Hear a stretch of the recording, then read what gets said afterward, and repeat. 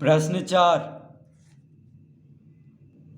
निम्नलिखित का मान ज्ञात करें।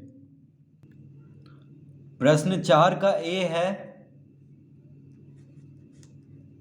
216 का घात 1/3। 216 का घात 1/3, तो इसका मान ज्ञात करना है। तो 216, तो इसको हम लिख लेंगे 6 का घात 3। देखिए 216 को हम लिख सकते हैं 6 का घात 3, क्योंकि 6 का घन होता है 216, यानी 6 छक 36, 36 छक क्या होता है 216, यानी 6 गुना 6 गुना 6 क्या होता है 216। तो 216 को हम लिख लेंगे 6 का घात 3, और पूरा पे घात कितना है 1/3, 1/3, इस तरह हम लिख लेंगे। तो जब घात पे घात हो तो घात को गुना कर लेते हैं, यानी 6 का घात 3 गुना 1/3 हो जाएगा इस तरह से। देखिए 6 का घात 3 है और पूरा पे घात है 1/3, तो जब घात पे घात हो तो घात को गुना कर लेते हैं। तो 6 का घात 3 गुना 1/3, तो 3 से 3 कट जाएगा, तो 6 का घात कितना हो गया 1 बचा। देखिए यानी इसका उत्तर हो जाएगा 6। इसका उत्तर क्या होगा 6 होगा। तो 216 का घात 1/3 बराबर कितना होगा 6 होगा इसका उत्तर। तो इस तरह इस प्रश्न को हल करेंगे। दूसरा यानी बी में क्या है 625 का घात 1/4। देखिए 625 का घात 1/4, तो 625, 25 का वर्ग है 625। देखिए 25 गुना 25 होता है 625, और 25 किसका वर्ग है 5 का, यानी इसको हम लिख सकते हैं 5 का घात 4 और पूरा पे घात 1/4। इस तरह हम इसको लिख सकते हैं, क्योंकि 5 को 4 बार गुना करने पे 625 आता है। 5 गुना 5 गुना 5 गुना 5 करेंगे तो क्या आता है 625, यानी 5 पचे 25, 25 पचे 125, और 125 पचे 625। तो 625 को हम क्या लिख लेंगे 5 का घात 4। तो 5 का घात 4 है और पूरा पे घात है 1/4। तो जब घात पे घात हो तो क्या करते हैं घात को गुना कर लेते हैं, यानी 5 का घात 4 गुना 1/4, तो कितना आ जाएगा। देखिए घात को गुना कर लेंगे, जब घात यहाँ पे घात है, ये 5 पे घात 4 है और पूरा पे घात क्या है 1/4। तो घात पे घात रहने पे क्या करते हैं घात को गुना कर लेते हैं। तो 4 से 4 कट जाएगा क्योंकि गुना में है। तो 5 का घात 1, यानी इसका उत्तर होगा 5। 625 का घात 1/4 बराबर कितना हो जाएगा, इसका उत्तर होगा 5।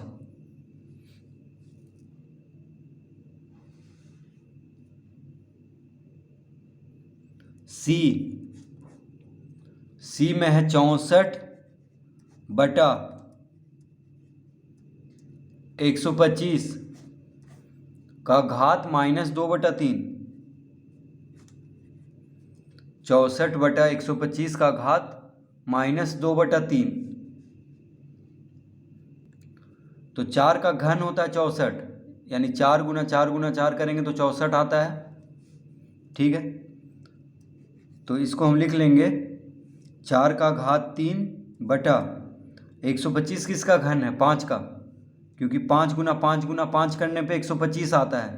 तो 5 का घात 3 लिख लेंगे, 5 बचे 25, 25 बचे 125, और पूरा पे घात कितना है -2/3। इस तरह हम इसको लिख सकते हैं। ठीक है, 125 किसका घन है 5 का घन है, और 64 4 का घन है। तो घात 3 के रूप में हम दोनों को लिख देंगे, क्योंकि बटा में यहाँ पे 3 है। देखिए यहाँ पे बटा में क्या है 3 है, तो घात 3 के रूप में लिखेंगे, क्योंकि गुना करेंगे तो कट जाएगा 3 से 3। देखिए अब हम इसको लिख सकते हैं 4/5 का घात 3 और पूरा पे घात -2/3। इस तरह हम लिख सकते हैं। देखिए इस तरह लिखें -2/3, चाहे इस तरह से, कोई फर्क नहीं पड़ रहा है। इस तरह भी लिख सकते हैं या इस तरह से भी हम लिख सकते हैं। तो 4 का घात 3 है और 5 का घात 3 है, यानी दोनों पे घात 3 ही है। तो हम दोनों को कोष्टक में लेकर घात 3 दे सकते हैं, यानी 4 का घात 3 बटा 5 का घात 3 को हम लिख सकते हैं 4/5 का घात 3। अब क्या करेंगे, 4/5 का घात 3 गुना -2/3।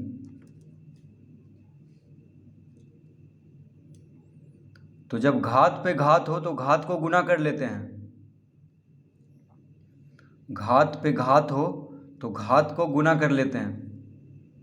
तो 4/5 का घात 3 गुना -2/3। ठीक है, इस तरह लिख लेंगे। तो देखिए 3 से 3 कट गया, 3 से 3 कट गया, कितना आ गया? तो आ गया 4/5 का घात -2। देखिए क्या लिख लेंगे, 4/5 का घात -2। यहाँ पे क्या बचा है, -2। तो 4/5 का घात -2, तो इसको हम लिख लेंगे।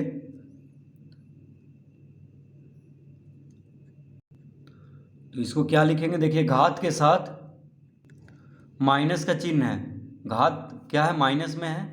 तो माइनस का चिन्ह हटाने के लिए क्या करना होगा, 4/5 का व्युत्क्रम यानी 5/4 लिख देंगे।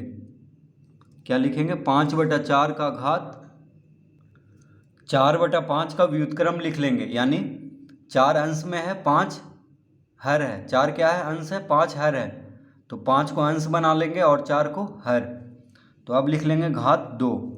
देखिए घात माइनस में था, तो घात में से माइनस का चिन्ह हटाने के लिए क्या करना होगा, 4/5 का व्युत्क्रम लिखना होगा, यानी 5/4 लिख करके घात 2 दे देंगे।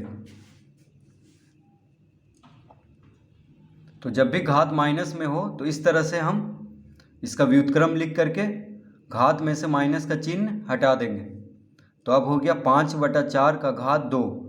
तो इसको हम लिख सकते हैं, देखिए 5/4 यानी दोनों पे घात 2 है। ठीक है, तो 5 का घात 2 क्या होगा, 25। 5 का वर्ग होगा 25, 4 का वर्ग 16, यानी 25/16। इसका उत्तर क्या होगा, 25/16। तो इस तरह इसको हल करेंगे। 64/125 का घात -2/3 क्या आ जाएगा, 25/16।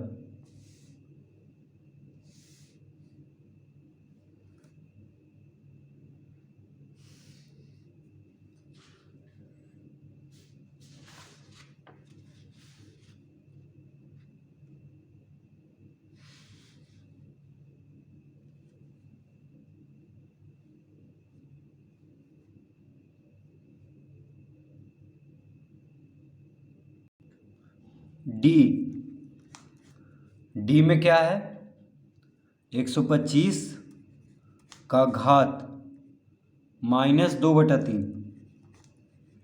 125 का घात -2/3। तो 125 को हम लिख सकते हैं 5 का घात 3 का घात -2/3। इस तरह से लिख सकते हैं। 125 किसका घन है, 5 का घन है। तो यहाँ पे देखिए बटा में 3 है, तो 125 को घन के रूप में हम लिख लेंगे। तो 125 को हम लिख सकते हैं 5 का घात 3, क्योंकि 5 गुना 5 गुना 5 क्या होता है, 125। 5 × 25, 25 × 125। तो 5 का घात 3, 125 को हम लिख लेंगे, और पूरा पे घात है -2/3, तो यहाँ भी लिख लेंगे -2/3।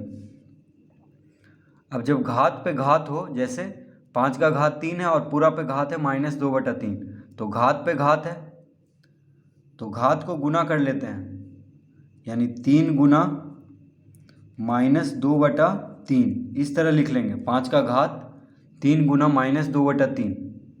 घात को गुना कर लेंगे, 3 से 3 कट जाएगा, यानी कितना आया, 5 का घात -2। 5 का घात क्या आ गया, 2।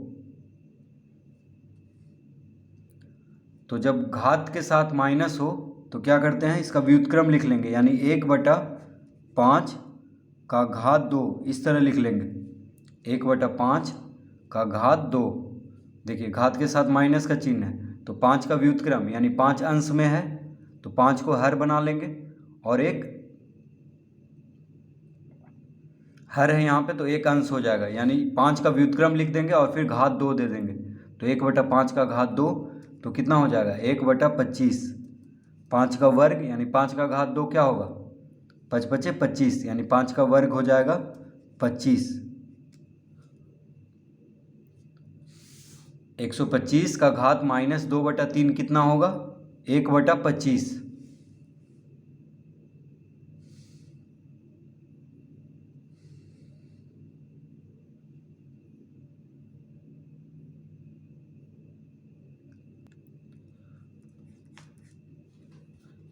ई में क्या है, ई में है 0.01 0.01 का घात 3/2 0.01 का घात 3/2 है। तो इसको हम लिख लेंगे, क्या लिख लेंगे इसको 1/100 1/100 का घात 3/2। तो ये कैसे हो गया, तो दशमलव के बाद 2 अंक है, देखिए दशमलव के बाद 2 अंक है यानी बटा में 1 पे 2 शून्य देंगे, दशमलव हटाएंगे तो यहाँ पे देखिए 1 हो जाएगा, दशमलव हटाएंगे तो 001 हो जाएगा, तो सिर्फ 1 लिख लेंगे। अब बटा में 100 कैसे आ गया, तो दशमलव के बाद 2 अंक है इसलिए 1 पे 2 शून्य देंगे बटा में, इस तरह हम इसको लिख सकते हैं। अब 1/100 है तो इसको हम लिख सकते हैं 1/100। अब देखिए 1 को हम 1 का वर्ग लिख लेंगे, कोई फर्क नहीं पड़ रहा है, 1 को 1 लिखें चाहे 1 का वर्ग लिखें एक ही बात है, क्योंकि 1 का वर्ग भी 1 ही होगा। और 100 को क्या लिख सकते हैं 10 का वर्ग, 10 का वर्ग, और पूरा पे कितना वर्ग है 3/2, ठीक है। 100 किसका वर्ग है 10 का, क्योंकि 10 × 10 100 होता है। तो इस तरह हम लिख सकते हैं, 1 को लिख लेंगे 1 का वर्ग और 100 को 10 का वर्ग। अब यहाँ पे 1/10, देखिए 1/10 का घात 2 और पूरा पे घात 3/2, इस तरह हम लिख सकते हैं। तो 1 पे भी घात 2 है और 10 पे भी घात 2 है, दोनों पे घात 2 है तो पूरा पे घात 2 दे देंगे, कोई फर्क नहीं पड़ रहा है। तो 1/10 का घात 2 हम लिख सकते हैं इसको, और पूरा पे घात है 3/2। अब जब घात पे घात है तो घात को गुना कर लेते हैं, तो हो जाएगा 1/10 का घात 2 × 3/2, इस तरह हम लिख लेंगे, घात गुना हो जाएगा।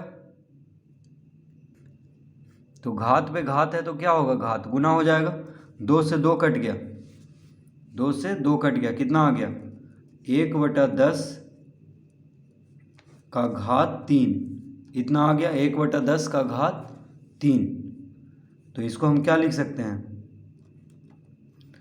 1 बटा, अब देखिए 1 का घात 3 1 होगा, 1 पे कितना भी घात दें 1 ही होगा।